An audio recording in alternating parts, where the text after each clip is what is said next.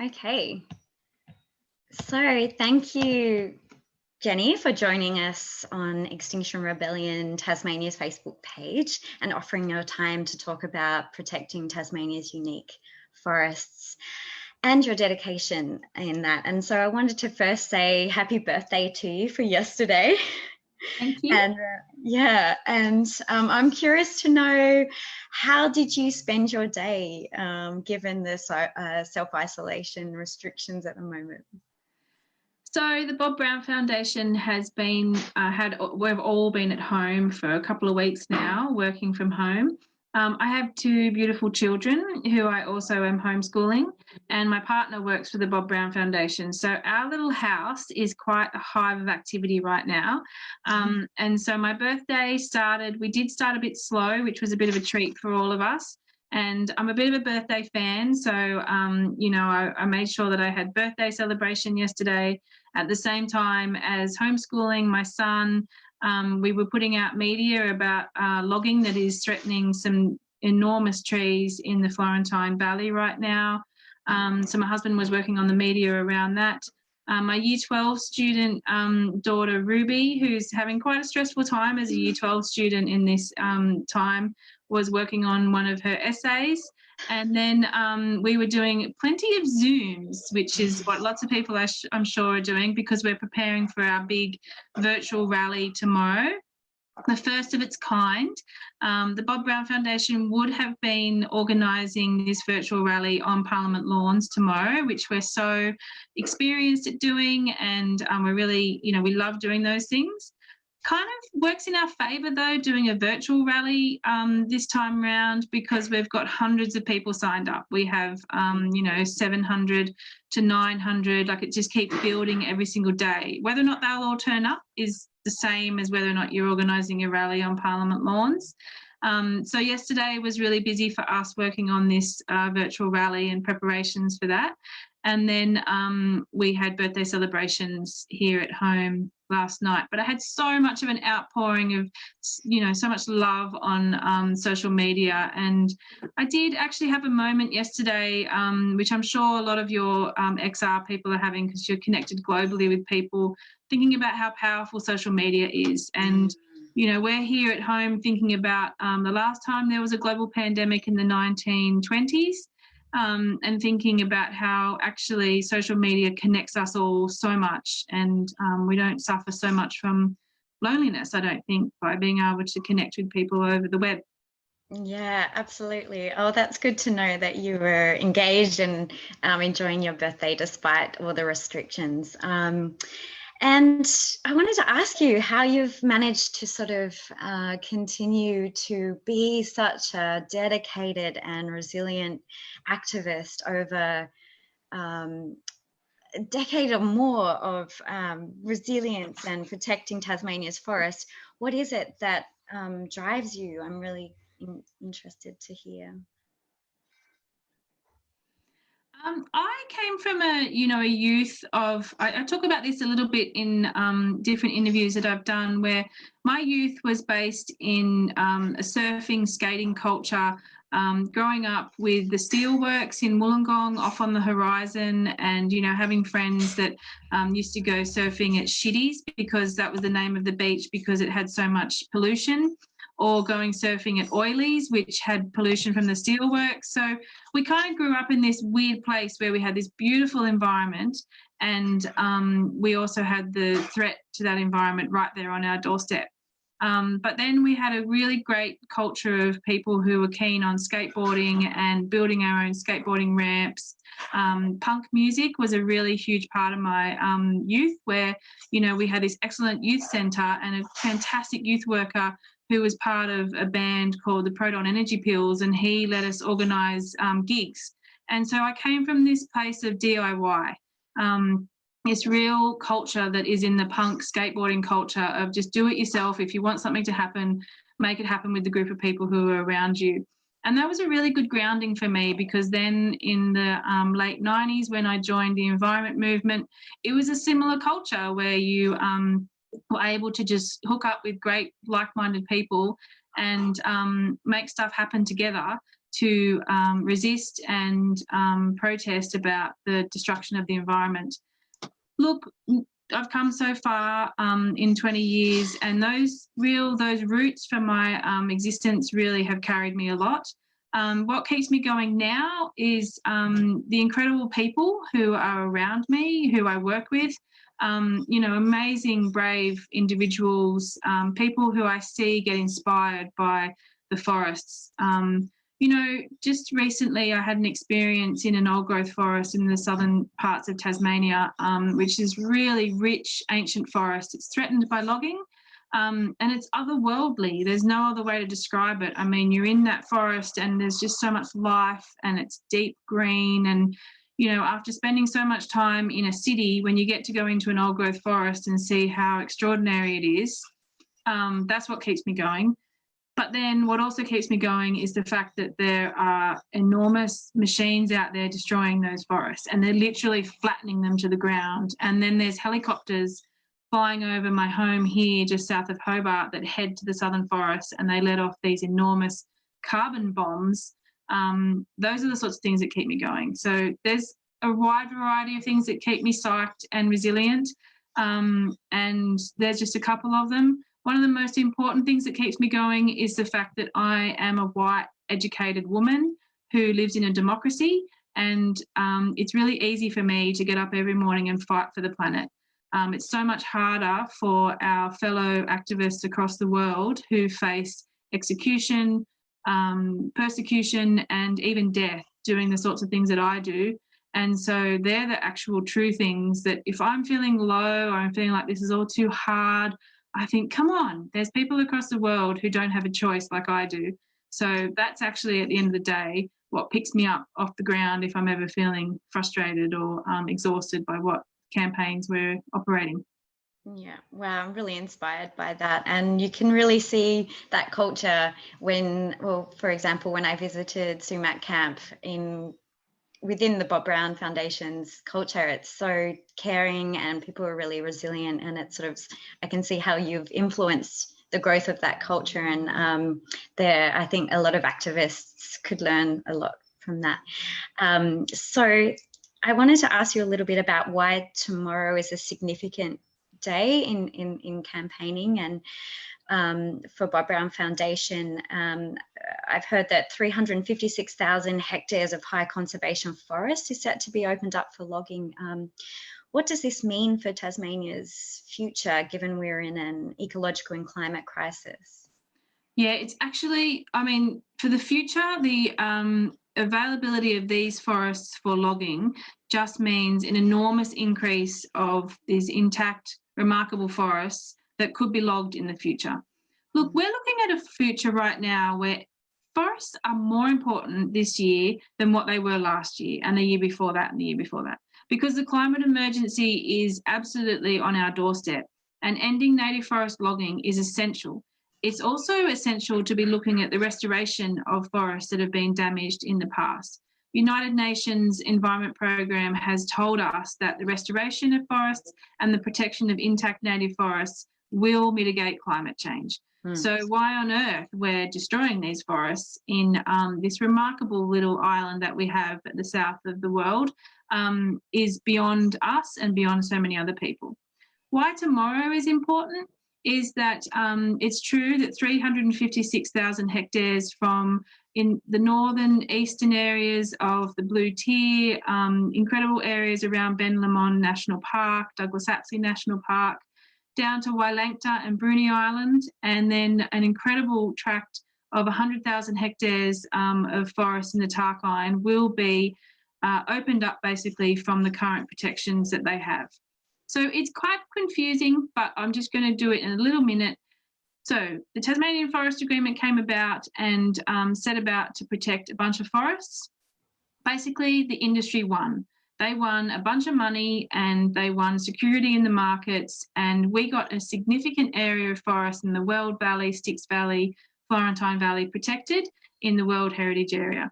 But there was 356,000 hectares that was also promised protection, and they didn't receive protection.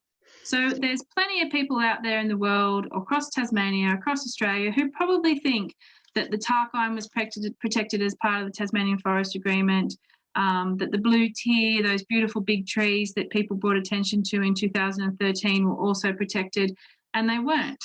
So the Tasmanian Forest Agreement, what it did do is it set up those forests as future reserve land, and it was going to be that they would become reserves in the future.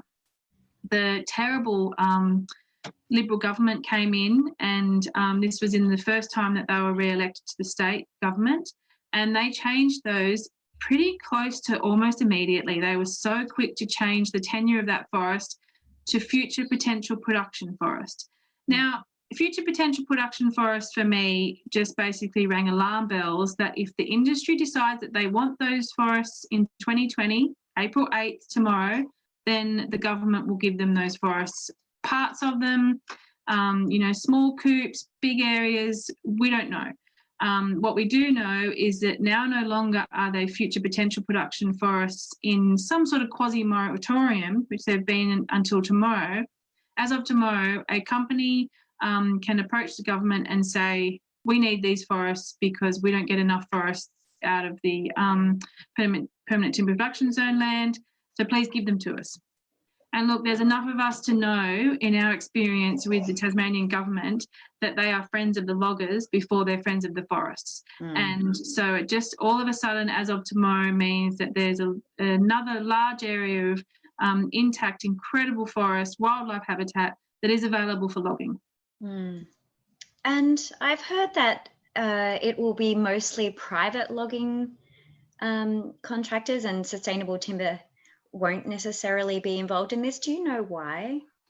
So we're yet to see, and I am yet to be convinced that that is the case, but what we're operating on right now is information from Sustainable Timbers Tasmania, sort of statements that they have made in the past that they don't want to log these forests. They were part of the process during the Tasmanian Forest Agreement where they understood that these forests are high risk. In the markets, they're high risk. I mean, they've had such an enormous campaign around them for so long that these are Tasmania's highest conservation value forests. And so people were concerned that in Sustainable Timbers Tasmania that they didn't want to access them to log. So the question remains then, well, who will log these forests? So it is true that private operators, private contractors are what they're talking about, maybe applying to the government to be able to log these forests. However, an exchange of land is possible. So they can exchange, they can take some of the permanent timber production zone land now and swap it with some of the stuff that's in the future potential production forests. And then Sustainable Timber Tasmania can receive a parcel of land and they can put their hands up and say, well, we don't want to log this, we don't want to manage it, but the government has handed it to us. So there's a lot of grey area right now in this future potential production forests space, and we don't need the grey area, we just need the forest protected. So a solution here is to just take away all the questions. This is not a wood bank. We would have our Minister for Forests keep referring to them as a wood bank. They're actually an incredibly valuable carbon bank.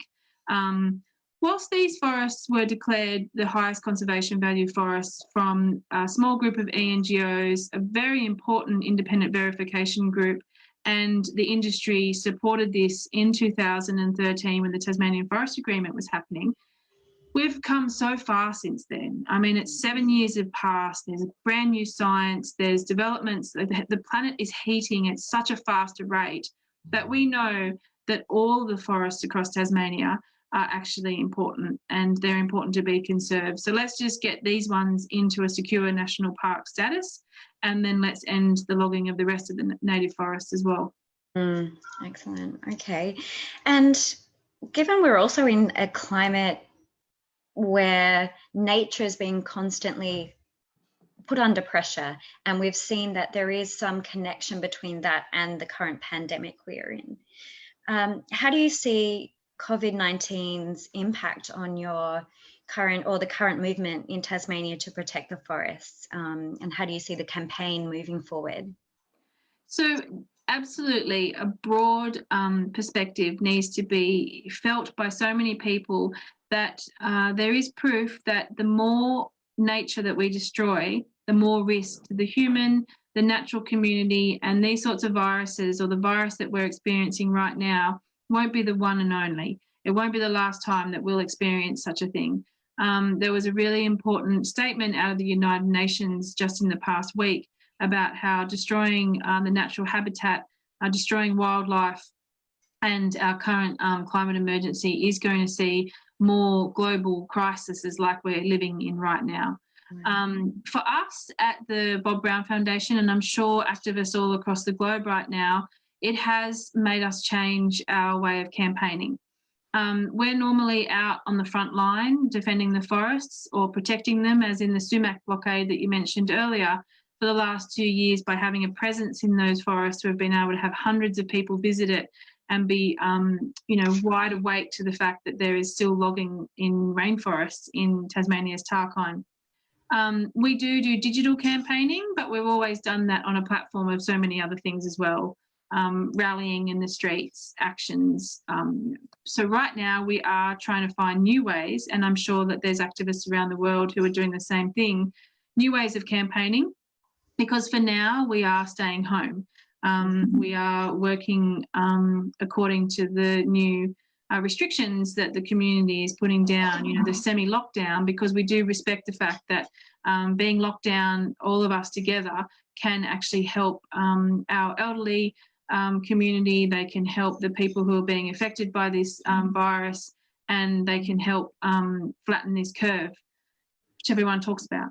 So it is really hard, I'm sure, for a lot of people who are used to being out on the front line and who are seeing businesses deemed essential when we know that they're not essential because they're destroying the planet and they're contributing to the planet heating. So it is really difficult and frustrating right now that the Adani mine is still being built, the forests are still being logged, and potentially in the next 6 months there may be a company that says that they need to access parts of the future potential production forests, and they're allowed to go ahead with the logging. So we will assess it as we're going along. We're definitely not, abiding by this this new sanction, without very good thought and planning. But I understand that it's hard for people. But I think what we're seeing here across the globe right now is a global movement of people who can stay home, who have the privilege to stay home because they have an actual home, who have the privilege to stay home because they have the ability within their democracy to stay home, and who have certain protections that fellow global citizens don't have. They don't have homes, they don't have safe places to be, and our heart goes out to all those people across the globe who are suffering in this global pandemic. Absolutely. And just a little bit on that about, did you have any, or do you have any response to how the nature reserves and parks have been shut down to citizens' use whilst logging can still continue? Do you have any thoughts around that? Yeah, I mean, it was so frustrating when it happened. It happened before so many other states around the country had done it. I mean, there's even some states that still haven't done it who are in a worse circumstance than us. Frustration boiled over for me, definitely in the first instance. Frustration at the fact that we know that those places are actually, the important places for people to get respite. They're important for people to have exercise, but more importantly, they're also places for us to go and have some quiet time. So it's not necessarily that we're there with hundreds of thousands or even thousands of, or even hundreds of people at a time. You can go to one part of Tasmania's national park or reserve and be only in small groups or even by yourself. Though there was a couple of other options that I think that the government could have done there. I think that our Tasmanian government could have worked on a system where there was, a limited number of people that were able to go to the one place. I think they could have worked out that everyone that was interstate wasn't here anymore or was in quarantine, or there was a way that the local community of Tasmanians could actually still go to these forests. I think you'll also find that often the conservationists are criticised as being the rule breakers. We will take action and protest and willingly be arrested when there's forest being logged or there's attention needing to be brought to the climate emergency, and people will stand out the front of Parliament House and do that. But when there's a global health pandemic, you'll often find that we are the intelligent people that will listen and, be, I guess, observing the requests of the government around, social isolation, staying at home. So what's frustrating about that is that there's a lot of people that go to the national parks and reserves for the wrong reasons. And I'm not very confident in the Tasmanian government that is being policed. We know when we go to the Weld Valley, for example, we find cars burnt out, we find people who have been shooting the wildlife. There's all manner of terrible operations that happen and practices that happen from people who just don't care about nature here in Tasmania. So one of the things that I was really worried about with the shutting down of the national parks was it meant that the community police, who are us, the conservationists, were going to be locked out of these places. And I just felt like it was done really quickly and it wasn't thought through, and I felt like there could have been an intelligent approach to allowing people to still access these areas. However, I must conclude that point by saying that I understand that having limited stress on the resources, the frontline health workers. I understand that they're remote areas and there's people that go out to them and get themselves in trouble by no fault of their own. They'll break a leg and the helicopter will need to go in and look after them. So if we can have as many people working right where they're needed on this global health pandemic in Hobart or in Devonport, for goodness sake, for the actual frontline health services to not have extra pressures on them, then I understand the points that around having these places closed for now. And one thing now that it's happened is to just have a moment to think about how those places are having a breath of fresh air. I mean, to think about all those incredible places, Cradle Mountain, the South Coast Track. I mean, all these incredible ancient World Heritage areas that are right now just having a little rest from the human race. So I guess that's one silver lining to a bad decision I did feel like the Premier made quickly and without good planning. Okay, thank you. And it would be great to hear what concerned citizens can do from their homes to remain active at the moment.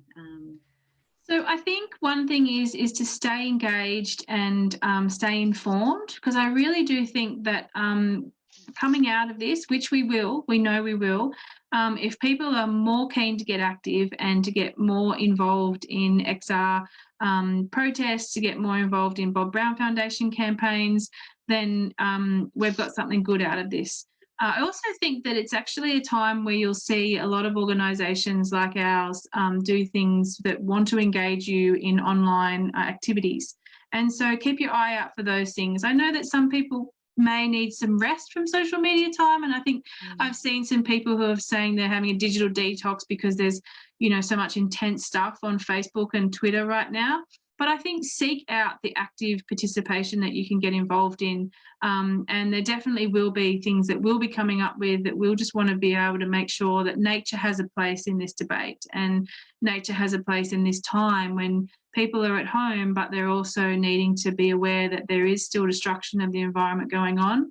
There is still room to be pressuring the governments and informing the companies that are receiving the timbers from these forests that we don't want you to be doing those sorts of things. It's a really great time to be calling the radio and to be writing letters to the paper and to be saying these forests in particular are as precious can be, and they are too precious to lose, and they really don't need to be logged, and we want protection of native forests. So I think it's actually a really nice time to just remember that we live in a modern era that has so many ways that you can connect digitally and engage in our campaigns, and we will help you do that.